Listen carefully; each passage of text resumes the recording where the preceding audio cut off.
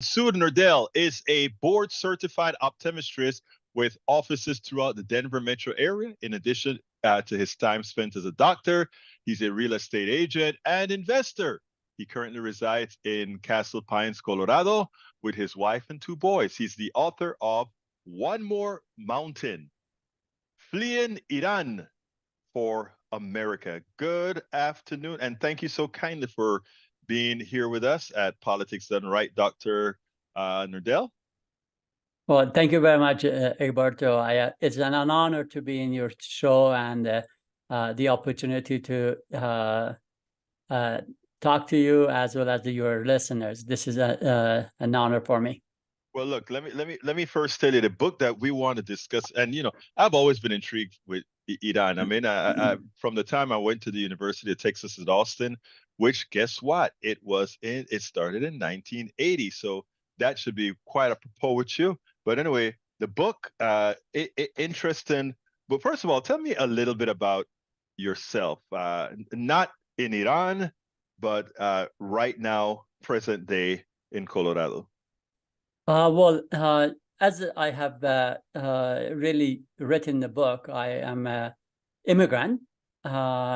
Of course, I came into the United States as a refugee in 1989, and now currently I live in Colorado, and I operate multiple eye care centers in Denver metro area. And as you mentioned, I have two kids. Two boys. Actually, one is in UT Austin. So he's a Longhorn. That's right. He's a big Longhorn fan. So well, he should be happy misses any of the games. I know, but here's the deal: we are in the or rather, we are in the what you call it, playoff. That's we right. We made it to the playoffs. So you're going to be coming to Texas, I guess, a few times to check him out. Does he like it here? Oh, he loves it. He loves Austin, and he had a difficult in the summer there, though. But the heat this year was hot, so brutal. Yes. Yes, so he is enjoying it. So that's what I'm, of course, really in the real estate world. I'm a more investor than really more a real estate agent. But I do have a license for just myself, and so to understand the real estate world a little bit better. So you came here and pretty much lived the American dream. You had the wherewithal to go ahead and work your butt off to move forward here in America, correct? Yes, I actually came with the $413 in my pocket, and the deposit for my apartment was $275. So I was short even paying the first month the rent. But I am grateful what America has offered to me and many other immigrants. I am really perfect example of American dream immigrant life. I'm not going to try to get political with you on my politics, but I just want to say something. One of the reasons we do what we do here is exactly that reason. I'm an immigrant as well. I'm an immigrant from Panama, Central America. And one of the reasons I do what I do is we came here like you did to America as a dream, to America as a place where you can be successful if you work hard, and America where your integrity gets you further. So we cannot allow that to go away. But let's talk about your book. Tell me, why did you write the book, first of all? Well, it's I'll tell you background. In 2007, a very good patient of mine invited us to see a play that he was going to be at. And the play was in a Cherry Creek North Theater, and we didn't know what the play was. And my wife and we just really went to support Mark. And we went there, and the play was about the diary of Anne Frank. As a Persian, as an Iranian, we have no clue who Anne Frank is. We really don't. I had never known about it. I had up to that point. So I am sitting in the play theater Egberto, and I was really watching my own life in front of my eyes. It was so impactful that I could not sit and watch the play. I walked out. I couldn't control myself. My wife didn't know the depth of the stories, and she panicked. So I here I'm 45 years old, and in the hall is crying his heart out. So ironically, I had actually exactly at the same age as Anne Frank. I had my own diary because it was so real that I couldn't take it. This was the opening of my talking to my friends and my patients. And anytime I told a little bit of a story of my life to my patients and my friends, they said, "Oh my God, you have to write this." Finally, in 2019, I had more opportunity. Workload was reduced significantly. And I said, this is the one thing I need to do. So I really wrote the book for my kids, my new generation, to understand what life looks like outside this wonderful country that we have here. Now, you started the book with a story and candy. Tell me a little bit about that. I was 4 years old when my cousin and I, we ran to a only store that our village had, and we ran to get a candy, and the store owner refused to sell us the candy. And I was just confused. I was, what would a 4 years old really can comprehend? So I came back to my mom and crying and say, his name was Red Eye Muhammad, actually. It was so funny that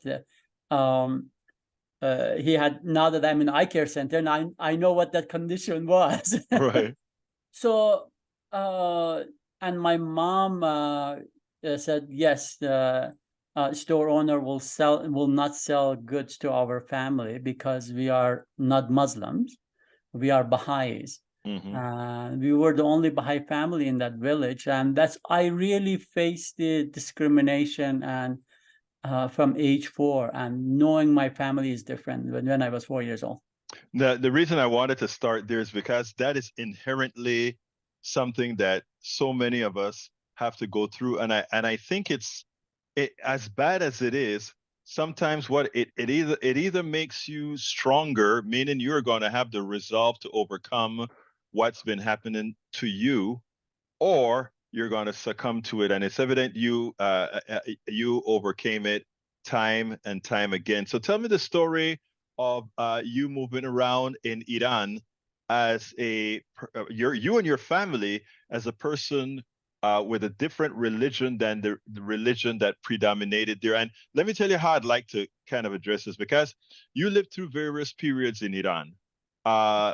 In other words, in Iran, we could get started with Mossadegh, or we could get started with when the Shah was in power, migrated into to 79 when it was taken over. How were these different periods? Well, with you, not Mossadegh, but the other one. Well, how did this period affect your family, not being that religion that it has been a constancy several thousand years in the making? So I actually address some of these in my book. So I started the book really since when I was 4 years old, and I described what, as a young boy, I really experienced everything that you can think of: bullying, name calling, stone thrown at, and just really there was not even a day that I would come home without being bullied on the streets. So, but that was part of daily life. And but in 1978, things changed drastically. So our family, which was the only Baha'i family in the small village in northwestern part of Iran, actually our house was completely destroyed. Our belongings were looted, and we were forced to leave the village. I was only 14 years old, and basically I spent my teenage years in a larger city called Tabriz in northwestern part of Iran. And these teenage years were tumultuous. This was the time that there was a war between Iran and Iraq, as well as the everyday political unrests, and Baha'is were always target during these times. So several Baha'is were executed during that time in Tabriz. Over 200 Baha'is were executed actually in early 1980s in Iran. So I witnessed all of those. Now, interestingly, didn't the Baha'i religion start off in Iran? Yes, yes. Baha'i faith is started in 1844 in Iran. Now, being of the religion, I mean, there's nothing physically ethnically different than that you have from any Iranian. So you had to be demonstrably, you had to display your religion in somehow that folks knew you were of a different faith, correct?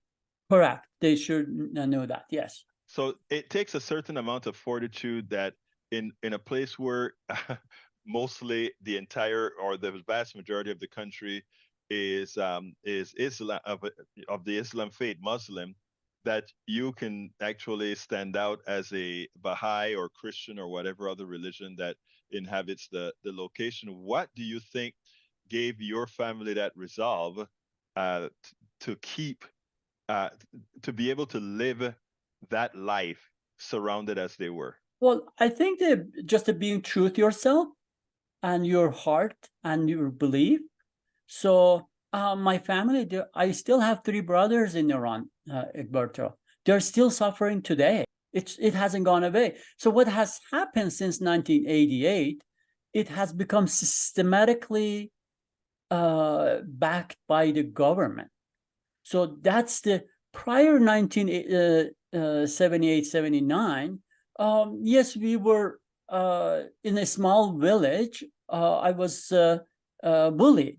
However, it wasn't in a larger city population to know, okay, you are Baha'i. So, but now it has become a systematic persecutions of Baha'is by the Islamic government. No Baha'i even today as a young man can get a higher education than high school.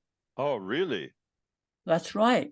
My American friends, they really get dumbfounded to hear it. No Baha'i is still allowed to get a higher education than a high school in Iran. Baha'is cemeteries and holy places are destroyed.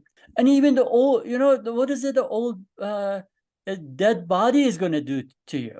So, and these are done and really by the government. No Baha'i is still, no Baha'i works in a government agencies, large corporations, and they are in a tremendous economic pressure. So they're all over about 300 now, about 300,000, close to 400,000 Baha'is. All of them are suffering in every aspect of it because of these persecution today. Now, are you telling me then, Dr. Nurdel, that Baha'is in Iran, Baha'is are not doctors, lawyers, or any of these things? They can only be, let's say, a storekeeper or something like that? Unfortunately and sadly, absolutely right. Because if you can't get a professional degree, you can't practice medicine, you can't practice law, you can't practice engineering or any one of those subjects. Correct. So if you wanted to be a doctor, you just about had to be a refugee as you were. Tell us a little bit about your path from Iran to refugeedom. Sure. Well, just to give you a little bit, even to confirm what you said, actually, my brother was a second-year medical school student, and he was expelled from university, and he is still in Iran, and he's just running a shop. And not every shop, by the way, they cannot run a shop that has to do with the food or so. Restrictions, just incredible. Right. So to answer your question, so I left Iran to pursue a dream of really becoming an architect, which I ended up being not an architect. And I came to Milwaukee, Wisconsin as a refugee. As I mentioned, it's really nothing in my pocket. Right. So where did you come through? You started in Iran. How did you get to Wisconsin? I was in Turkey for a year and a half. So what the book is all about, because I walked the border of Iran and Turkey in the dead of winter, 13 days walk, when the temperatures were way below zero, snow up to chest. We crossed the frozen rivers and mountains as high as our Rocky Mountains in Colorado, even higher. Wow. And 13 days. We walked at the night times and we slept at the daytimes. So after 13 days, which again, I detailed every single day. Fortunately, I had all these notes to bring those information to life. So it's after I arrived to Turkey, you have to go to United Nations, the refugee office, and register. So I was as a refugee in Turkey for 18 months before coming to United States. And then you went through the immigration at the United States to get entrance as a refugee into Wisconsin. Correct. Now, when you said you traveled through those mountains at night for 13 days, is that a known smuggling path, let's say, that's used to get people out of Iran who are trying to escape the persecution? There's a ethnic group in that region, Kurds. Everyone knows these days Kurdistan. Right. The Kurdistan is the Kurdish people live in the region that share the border between Iran and Turkey and Iraq. So they really know that region well. They actually intermarry from the one country to another country. So the border doesn't mean anything to them. Right. So we had a guide, guided or hired these smugglers or Kurdish smugglers to guide us. But it is so dangerous, Egberto, that very, very few Iranians will take that path. It's a super dangerous path. So there are other Baha'is have escaped from Iran. The majority have taken the route to Pakistan, which is much less dangerous. Now, when you made that journey, did you do it with relatives, or did you do it pretty much, I'm getting the hell out of here? No, two other friends. Two friends that one is now in Australia, and the other one was in Canada, but unfortunately we lost him. Okay. Sorry to hear about that. Now, it's interesting because one of the reasons that after I Tom kind of told me, Tim told me about you, that immigrant story is powerful, especially in these times where xenophobia is going through the roof. And I tell you, a lot of people don't understand the tribulations that folks go through to come to the United States or other countries. Some of them seem to believe like there's really much of a humane choice not to do it. And I think anybody who can walk across mountains on 0 degrees, they've earned their right to live anywhere. Thank you. I think my view on this, frankly, my story probably is not any. I am lucky one that I was able to write this story, Egberto. Right. I am very, very sure there are much more deeper stories than mine. the immigrants, they really, what my view is, bring a different different light to our fabrics of our society. We contribute to this society, and I am perfect example of this. I'm actually honored to say that in the past 25 years, I had employed as high as 86 staff in the Metro Denver area. So it's a gift this country has offered to us, and I am very blessed to be a part of this. Well, of course, you're blessed to be a part of it. I'm blessed to be a part of this country. We are blessed to be immigrants. Are blessed to be here, and those who are former immigrants as well are blessed to be here. Absolutely. So what I try to mention, and with your story, why it endears me to it is, again, it's not only that you've employed a whole lot of people, is that you have made the fabric of this country, like every immigrant has made the fabric of this country what it is. Because of who we are is Correct. why we can be as powerful as we are. Absent that, we're nothing. I 100% agree. I think the other thing that I have to say, no one really gets up and leaves his or her country because we just want to. Okay. Right.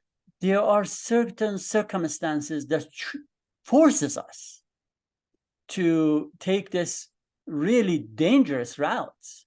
I mean, Right. I didn't just get up and say, okay, I'm just going to walk on 13 days in the dangerous mountains. It was actually, I knew several months before that, it was 19 years old and 3 other Baha'is were perished in that mountains. But you do it. Sometimes you just don't have a choice, and or you see a choice future better on the other side of the mountain.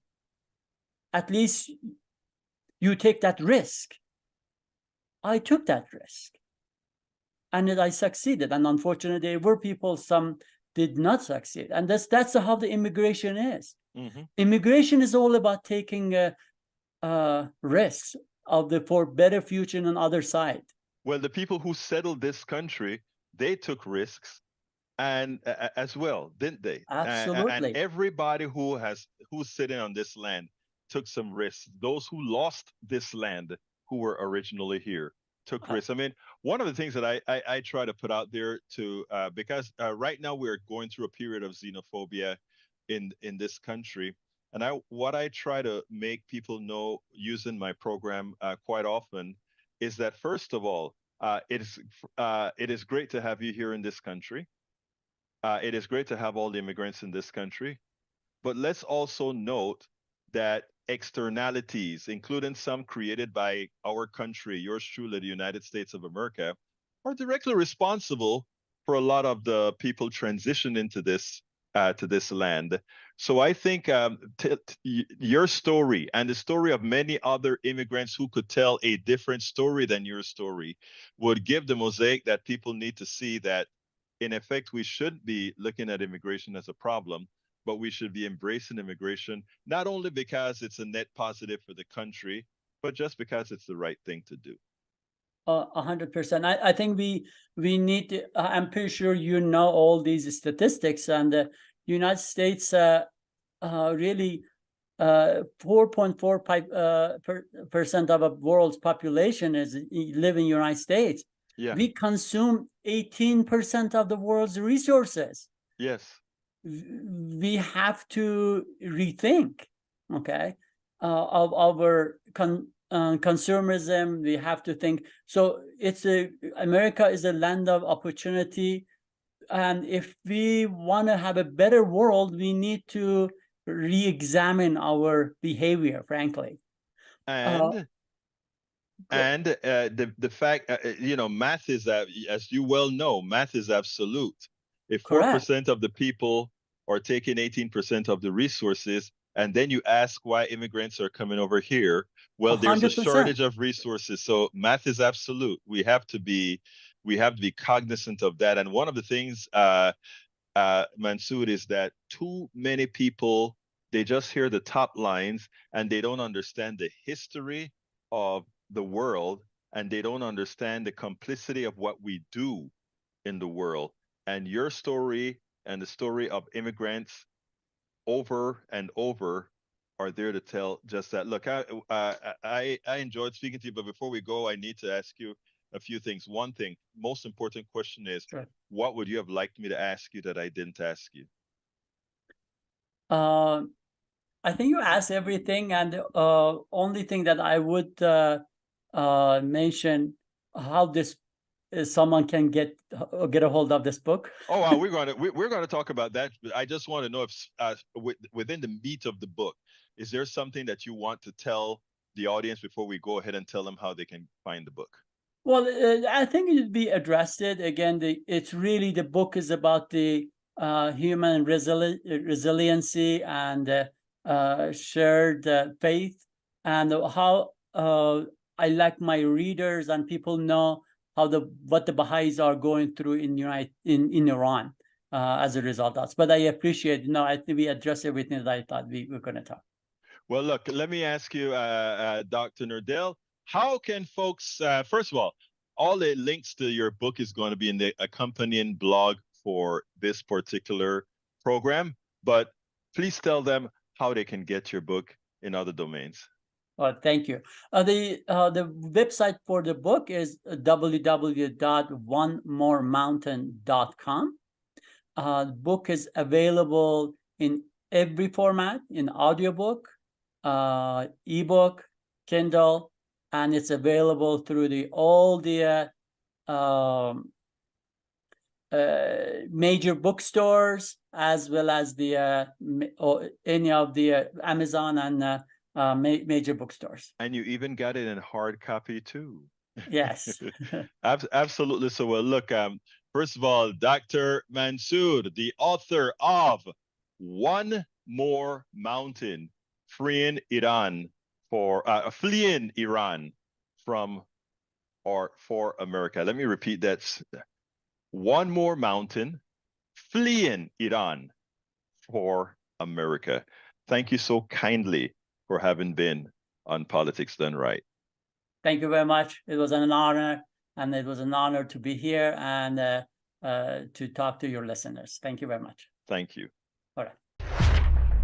Stephanie Thomas. Stephanie Thomas is the Secretary of State of Connecticut. Stephanie, welcome to Politics Done Right. Thank you for having me. Well, Stephanie, the first question that I'm going to ask is this question I shouldn't, because we shouldn't be going there. But it was shocking to me when I saw you and you were presented as the Secretary of State of Connecticut, a state that I don't think I would have expected a Black woman to be Secretary of State of. I mean, I'm sorry, like I said, it's a wrong question, but, I'm honest on this show. It's understandable. When I moved to Connecticut 10 years ago, I would have never thought that a Black person, let alone me, would be Secretary of the State. But here I am. Now, tell me, first of all, what kind of campaign did you run? I mean, it is something that I think, first of all, it speaks well of Connecticut. That's the first thing. But secondly, it is something that I think you can impart on others as how can you campaign in a state that doesn't necessarily look like you, but looks at you and say you are the best qualified for the job. I think it's really important. I always used to say on the campaign trail that voters are smarter than we think. Right. And what I found is that all voters, regardless of race, ethnicity, socioeconomic level, know how to spot the truth and know how to spot BS. Right. And I'm a truth teller, and I'm also about empowering people, voters, to use their power. So I share with them information about how to make their voice heard. In the secretary's race, there were 7 other Democrats running, also very diverse. 2 Latinas, a Black man, 2 Caucasian men, and someone else. Oh, and another Black man. So it was a diverse pool. So I think that helped shift the conversation further. As I mentioned to you, I'm the first Black secretary that Connecticut has ever had. And we have a long history of allowing the Right. Black person to be our state treasurer. Right. It was a very progressive reform in the 60s that, hey, let's get someone of color in the Right. executive branch. Right. So there's always been a Black person in the treasurer's Right. role, but never anywhere else. And I'm not about quotas. I think I just went out there, told the truth, and proved that I was the best candidate. And it shows. Now, what does the Secretary of State in your state in Connecticut do? Oh, so in Connecticut, we do many things, but the two biggest things, we're in charge of business services. So anytime someone wants to start a business or nonprofit, they go through our office. But the reason secretaries of state are sort of on the radar nowadays, we also oversee the administration of elections. Right. So I don't need to tell you how important it is to make sure that people have access to the ballot, that elections are safe and secure, and that we are always just thinking about what's coming next versus what has been. Right. So you are in charge of elections in Connecticut. Yes. So if anything goes wrong in Connecticut, You know where to look. We got to look at you now. Well, I'm going to say no because so every state is different and people don't realize that. In Connecticut, we are not organized by county. Oh, So really? every single town administers their own election. So we Right. have 169 towns. Okay. And they are elected. The people who administer Right. are elected in their town Right. and funded by their town. Right. But we have to make sure they're properly trained. We have to make sure they're following all the laws. And we have to make sure, as much as we can, that we are backstopping so that nothing bad happens. So in Connecticut, does everybody live in a town, or because like in Texas, there are rural areas and that sort Yeah. of stuff that are not incorporated? Is that different in? Nope, it's the same. So we have a rural area, a coastal area. Right. We have big cities. I believe our smallest town has about 800 people, Uh-huh. and our largest about 140,000, So and everything in between. so then is everybody associated with a town, even Yeah. even if they're not. Even if they're not within, let's say, the town limits or city limits or whatever, they are associated. They are associated with the town. Yes, exactly. With a town. Well, I'd like you to tell the folks out there, and specifically progressives, Yeah. if they want to launch a campaign that many would think would be fairly hard to win, Mm-hmm. how would you suggest that they start their campaign? How did you start your campaign? Because like I said, I think it is impressive Yeah. that, again, and you said the field was 7 strong, and I mentioned you had a runoff thereafter, and you had to win in a runoff as well. Yep. And you did I it. won a convention, a primary, and a general. So 3 elections Oh, wow. all rolled up in one. Right. But my political career, the advice I would give is Yeah. to simply believe in yourself. And sometimes you have to run and lose, and that's okay. Had you ever lost? I ran for the state house. I was never involved in politics. I started paying attention, and I didn't like what my state representative was saying and how she was voting. So I decided to just throw caution to the wind. I knew nothing. Right. I had to petition onto the ballot. Right. I had no campaign manager. I mean, a friend of mine who lives in Brooklyn and I Yeah. live in Connecticut, in Brooklyn, New York, started helping me out. I had Really? very little. I had nothing going for And me. you wait. You just got involved because you got pissed off. I got pissed off. Yes. Okay. So, and I thought I can do this, and no one had run against this woman for 3 election cycles. Oh, really? And I said, that's not even a democracy. People, voters need choice. Right. So I actually didn't think I could win, but I thought it's important to do it. So I ran, and guess what? I lost. Right, but you got to taste but of only it. by a few hundred votes. Oh, wow. And So then that you started to told say me- you could win. But I'm going to tell you another story if we have time. Yes, we do. I decided we got a huge Democratic majority that year in Yeah. our state house, state senate, and our governor. Right. So I'm like, Democratic trifecta. I don't need to run again. Right. It's not based on my ego. But there was one law that I was really passionate about, Uh-huh. and that's early voting. Right. Connecticut is one of only 4 states in the country that has no early voting. Yeah. And with a Democratic trifecta, it still didn't pass. So I said, Wait. Did they have a bill to pass? there was a bill, yes. And it just didn't get all the support I thought it could. So I said, you know what? I need to get there and see what's happening. Yeah. So I ran again. and I won. Right. And In Congress. No, this is our state house. Okay, in the state house. State house. Yeah, exactly. Yeah. Right. So I won, and I asked to be on the elections committee, and I was appointed vice chair. So I was able to really get in there and do everything. Really happening. Yeah, exactly. So long story short, Connecticut has early voting now, and we will be rolling it out next year. Are you saying that you went on there, became the vice chair, and you pulled those guys' legs and said, we are going to do this? Not me alone. Advocates have been working on this forever, but I think just making sure it's top of mind, because people get distracted with so many other issues. Right. And I'm like, without all these voting reforms, every other issue withers on the vine and dies. I want to stop you a second for the audience. I want you to really listen to what Secretary of State, I notice I read again because I mixed some of these positions up, Thomas has to say.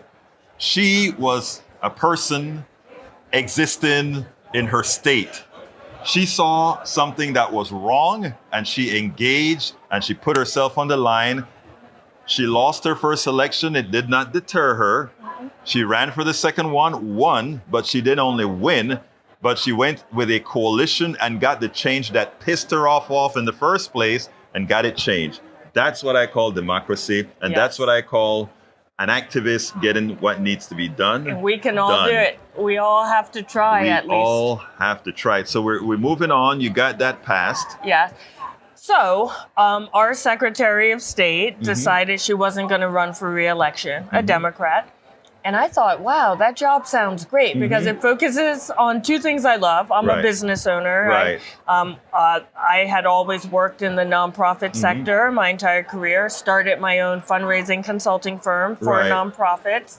So I love businesses. So the Secretary's office handles business. And I love democracy and making sure people, I think we live in a representative democracy, and I think we are living in the American myth that what that means is you vote and then poof, like magic, everything works out. And we all know, activists know, that's not how things happen. So I'm trying to affect a culture shift in what a representative democracy means. Yes, we elect people to represent us, but then we have to back up that vote. We have to stay involved the other 364 days a year, by the way, to make sure. When I was in the State House, a bill would come up and I would say, I wonder how my constituents feel. I might hear from 3 people. We got to start voicing not only big picture, like I believe in clean air. We all do. But what's the bill number? Is there a bill up? That's actually going to affect that change. Yes, and how do we get that bill passed? Or how do we get that bill tweaked? Language changed, and you only do that with advocacy. You got to go testify. You have to send in your emails. You got to make those phone calls. You got to have meetings with your legislators. And I was just, even early voting, something I was so passionate about. We have to change our constitution. So it went to a ballot measure. 60% of voters voted yes, they wanted early voting. But then the bill came up for what should it look like? Should it be 1 day? Should it be 30 days? That's why early voting could be 1 day, right? And it could be 1 day. It could be 2 hours, right? There were some people who were like, well, let's just do it for half a day. And some people said 45 days. So we all went out. We sent emails like, please come testify. Do you know how many people showed up to testify? I'm scared to ask. About 65 people. That's not too bad, eh? That is bad if you want change. Well, yeah. In other words, if it were something that wanted massive output, you would think that they would have been crowded in the room. People just got lucky that the Secretary of State and the committee the committee chairs were leaning toward like 2 weeks. But what if they were leaning toward 1 day and no one showed up? One so day. People always wonder why the bill didn't get shaped a certain way. Often it's because not enough people showed up. It's sad that when you said 65, you thought it was good. I thought it was good, right? 60% of voters said they want it. So in real numbers, that's probably in that election, probably 500,000 people. And of 500,000, 65 Yeah, it's up. not good. It's not good. You're right. That's not good. That's not good at all. But so after you got all your work done and you proved yourself in the legislature. You then decided, I'm moving to higher office because now that I've got this law on voting passed, I want to administer the damn thing. Yes. And how did that happen? It was audacious, I won't lie. Right. Because at that point, I had only served 1 year in the House when I decided to run. And as I said, there were 7 other Democrats. Right. And some people, always say, like, wait your turn, or you haven't been here that long. Right. Most people had no idea who I was. Right, yeah. Because I hadn't been involved in politics. Yeah. But my mother didn't raise someone afraid. She raised somebody that's going to challenge the system. And I just thought I would regret it if I didn't try. Yeah. Because I really thought I had That you could do something it. Yeah. different to say than the other people running. And it was not based on ego. We passed a lot of election law over the last 2 years, and I felt like this was a time for a secretary who's really focused on implementation. Right. And I felt I have a management degree, I own my own business, and it just felt like I would be a good tactician for this time versus more policy. Right. So I did it, You did it. and I won. You won. I know, no, but you won 3 times. Yes. The convention, Yeah. the A primary. primary, and the main thing. Yes. Okay, what would you have liked me to ask you that I didn't? That's Oh my always gosh. my last question, and it always stumps you. Oh, what I would like to talk about, part of the reason I ran is civic literacy is what we're missing in this country. Yes. Because no entity has ever been responsible for it. So if the State Department of Education doesn't think it should be taught or doesn't have the resources, it's left to chance. Yes. And I believe we will never fully realize this representative democracy. We will never have policies that match the will of the people. When you think about how many popular things the people believe in that never get enacted, part of that is because we all are suffering from a lack of civic literacy. That is so true. But the good thing is we can all learn it. Yes. And I say it's like anything else. If you play a sport 1 day a year, you're crap at it. Yeah. But if you practice every day, every look week, like you're great at it. And we live in a time with the internet. And almost every public meeting in every state is online. You can watch it or you can go to it. And that gives you an opportunity to understand the language, to understand the details, to understand who supports and who's a foe. And we have to learn how to intervene in all branches of government at the local level, state level, federal level to make our voice heard. So, Secretary of State of Connecticut, Stephanie Thomas, thank you so you're kindly so welcome. for It's having a pleasure. been on Politics Done Right. Thank you. I'm here again with Kiela Smith. I tell you what, we met in Pittsburgh and she had great things happening with this. What was the name of the company? First of all, welcome to Politics Done Right. Thank you. You had this thing that you were doing with this group. What was it called again? Artists Design the Future. And what was that all about? So it was a project that Wait, let me back up. Is it a project or was it a project? is It is a project. Thank Go you. ahead. Yeah. that we were working on. I had brainstormed the idea being inspired by some things I've seen, by what I've seen my father do, by what I've seen an artist in particular here do in leading a similar sort of development over 20 years ago. Right. And we were working on it. I approached her and I said, would you help me build this? And she said, absolutely, emphatically, without hesitation. And we worked, as I said, in the shadows for 3-4 years with no funding. Right. So then I applied to Vocal, And that is? the fellowship. Right. So Vocal is a national fellowship to seed social justice-based enterprise and project ideas Right. that really wouldn't normally get the focus or support which was where we were. So Right. Artists Design the Future, our initial intention was to form, or is to form as a worker cooperative. You remember we I talked remember about that because you were talking about raising the money per square foot, Yes, etc. exactly. So we're focused on artist-led community engagement and development of mixed-use spaces, i.e. buildings, Right. for artists and creative entrepreneurs to own where they work and live or their workspace. Right. Collectively in a cooperative model. Right. As a cooperative. So you have all kind of artists living in the same place, and I think I'd ask you about, well, can a writer be there? Can you Yes, use it? And that's it a said creative, yes. absolutely. Right. And a tradesperson who Right. builds things, welds, They and fit the bill. yeah, absolutely. Yeah. So since then, since we spoke And last actually, year, that is what this is supposed to be now, the update. You just Yes. gave us a little preamble of what it's all. Now, what's the update? so the update is myself Uh-huh. and the two other co-founders that are That I brought to the met, table, Laura Weatherid and Sahai, Right. Geraldine Hebert, and myself have been working from, so last April, the National Fellowship awarded us $30,000 Oh, wow. and business and storytelling coaching to be that seed funding, Yeah. to be the catalyst to get this More money. momentum of funding. Yeah. Subsequent to that, I wrote another fellowship application that was successful, brought in another 40,000.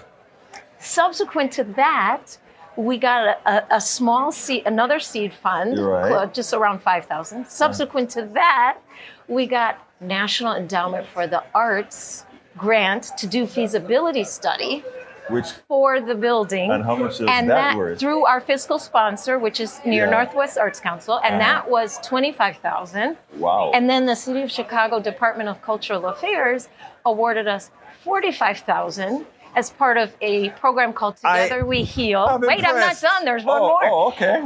And that Together We Heal through the Department of Cultural Affairs at the City of Chicago Yeah. was also through our fiscal sponsor. And then we just were awarded from the Department of Planning at the City of Chicago. Right. That is with the Office of Equity and Racial Justice at the Right. city. That's a newly codified office. Under the 100 new Mayor Johnson. No, this was under the old mayor. Oh, okay. Right before she left. Right before she left. Okay. 150,000 of funds in what's called the Wealth Building Initiative, focused on shared ownership models and building the ecosystem. Am I to understand that you guys just brought in about $250,000? Over, Over a quarter almost 300, 294,000. 294. Well, Yeah. my math skills weren't working accurately. That's okay. Yeah. It's, and if you remember last year when we spoke, in terms of just getting to the building, Right. roundabout could be anywhere around 8 million to 12 million, but we're Right. talking about a 25 to 30 unit building Right, right. with 20-ish work live units and commercial spaces on the first floor. So since then, we've had some retreats and really thought about the idea, and so there are other ways we're thinking about how it could exist, whether it's in a smaller buildings to start or multiple, what they call scattered site. It Right. could be new construction like what we talked about Right, last year. So right. there's, and because there are developers out here who are developing in our communities, because this, what we're looking to develop is actually in the community that I live in, Right. basically. But there's developers out here where their only metric is ROI. I think we talked Yeah, about that yeah. last year, but there are other things that must be considered. Right. Just for folks who don't Yeah. understand, that's return on investment. I'm sorry, Go return ahead. on investment. Thank you. But they only look at the financial. They don't look at the what is the value to the community, because that's extractive. Mm-hmm. Right. That's just a developer coming in and taking from us. Right. What are we building in? How are we using this for placekeeping? How are we using this to build perhaps the technology and the environmental infrastructure and the cultural infrastructure of our own communities and then own it? Right. Because there's artist developments in Chicago, Right. and the majority, except for the one my co-founder led and Yeah. a couple other small ones, all the artists are renters and they don't own. And yeah. self-determination is really important, because then you control the trajectory of your business, because artists are entrepreneurs, business Right. people. You control the trajectory of sustainability and stability of where you live and where you work. Then you can build wealth. Then you can grow your income. Then you can grow your family in an intergenerational environment Right. where you have community. So that's Now, what we're doing. So did you go ahead? Oh, I'm sorry. Go ahead. I was just going to say, so the money we've raised to date was all catalyzed by Vocal. Right. And I feel like had I not Had I not applied for that to get us this funding, I wouldn't have had the clarity I have now, and that things got really honed and, time tested. Right. And then they not only funded the fellowship, it's a 6-month fellowship, they then have an alumni program. So they've continued to stay near me, meet Right, monthly, right. even send me other funding opportunities I can apply for. Yeah. So they really want to see it grow legs. Now, when you get this stuff built out and you start building, how is it exactly that folks are going to get ownership into whatever space you create? Great question. Yeah. So part of the funding that we got with the wealth building from Department of Planning and the Together We Heal is we already have planned, and we're going to be launching this fall 8 to 10 training sessions about the principles of cooperatives, a little about the background of Black African American cooperatives in particular in the United States, and the artists and creative entrepreneurs that go through all those sessions then have the opportunity, so everyone has the same understanding and ownership of this idea of cooperatives. Yeah. And then they can raise their hand and say, okay, I want to be an owner in this building. And then we begin the process of them starting to put some skin in the game with money on the table as their investment to have a share of ownership in the cooperative.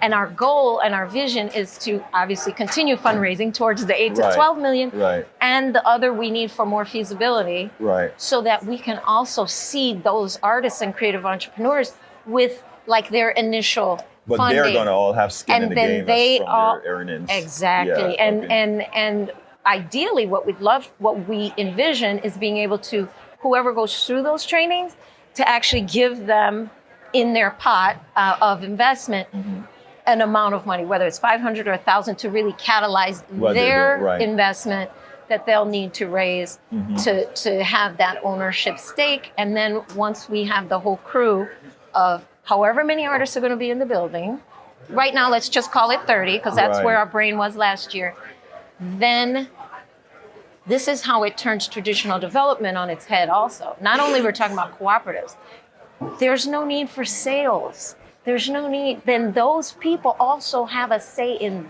how the building is run. Well, they have a say to meet their needs. So what does this space need to have? What does it need to look like? What can we financially do with all those needs? What can we meet? How can we find happy mediums? Where can we design? So that takes us to design, which is then an important part of the process. There are two things here, because earlier you mentioned that you don't have a design yet because it may be a building, it may be a scattered thing of homes, it may be, you haven't envisioned what the outcome is going to be yet. And you're saying that these people who have skin in the game, they will determine if you guys are going to build a building, you're going to build several buildings, etc. Am I understanding correctly? To a certain degree, yes. Yes and no. Okay. So we're simultaneously, so the grant we got for wealth building with the Department of Planning, the goal in the 12 months that we have is to be at a place of what's called site control by the end of that 12 months or sooner. So we already, land. Or control of a space, either land or renting. So control just means you have the right to do things with the space. Got it. To begin the development process. You may not own it, but you might. Right. It kind of, every single situation is different. Right. So then when we get that, we will then take the next steps, and the design of the space. So during that time also we'll be including those artists, doing focus groups, talking with them, doing what's called a charrette. It's kind of a design experience with the architect and community to say what we want to have in this space. However, because of the complexity of development, it may not be that those ultimate owners of the cooperative, collective owners of the cooperative, actually have a say in, it's going to be this building, or it's going to be scattered site, or it's going to be that. What would make them not have that decision making? Because it's such a simultaneous process between getting them trained. So meaning the leader, you guys as the leadership team may just go ahead and make that decision because it's more expedient at that time. I mean, expedient may not be the right word. Well, expedient probably isn't the right word, but because there are competing priorities of need to get site control. Right.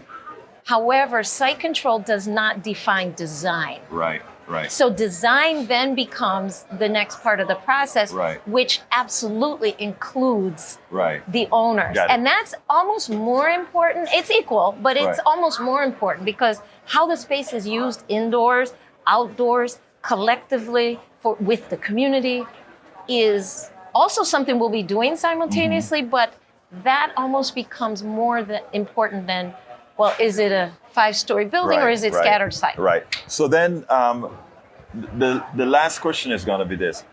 The idea of having these cooperatives, housing for artists, etc.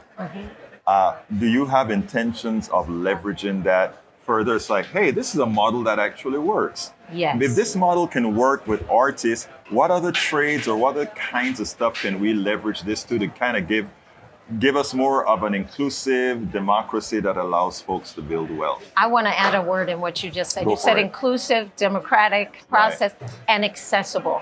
Because we're also foundationally based in wanting to assure, not wanting, committing to assure that a third or more of the building is also made accessible and designed from the beginning for people with disabilities who are creative entrepreneurs and artists.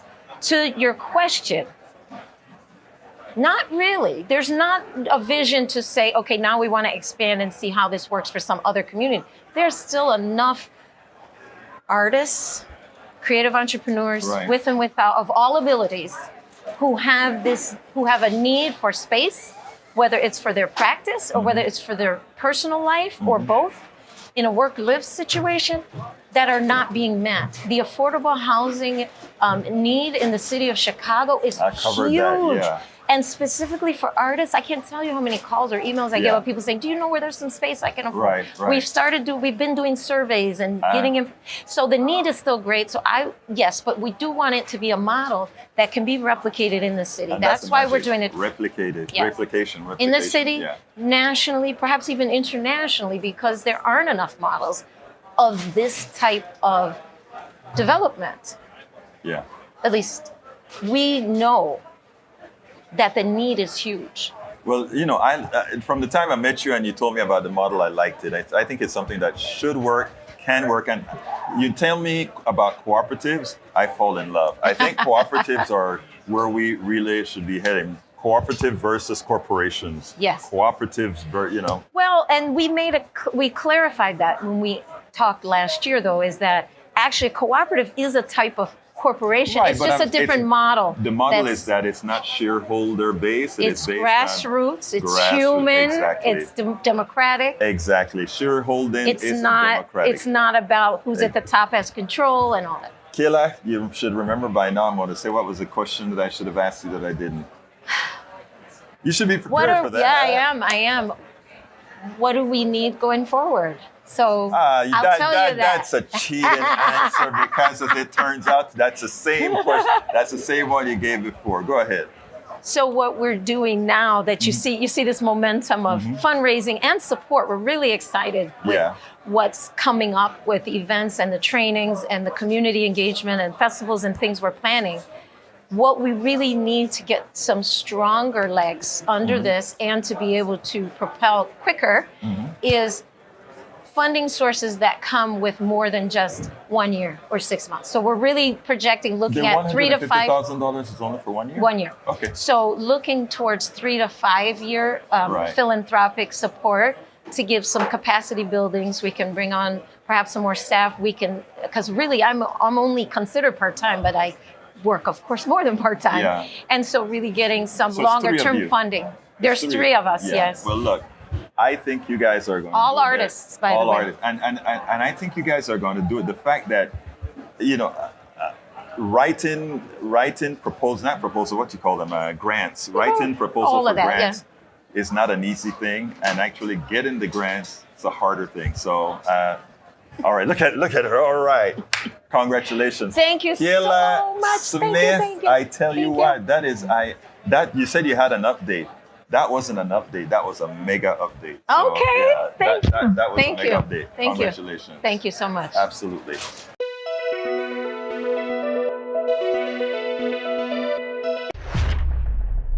We spend a lot of time deconstructing the news, trying to parse it into a form that everybody can understand. We try to find those little nitpicks where it flies above the fray, etc. If you really like these videos that we do, I want to ask a big favor. Please go ahead, number 1, subscribe to our channel, and number 2, please join if you can. Thank you so kindly for watching. Keep watching. Please remember to share. We must populate the entire internet with our progressive message, a message that we know is what most Americans say that they want. So help us, please join.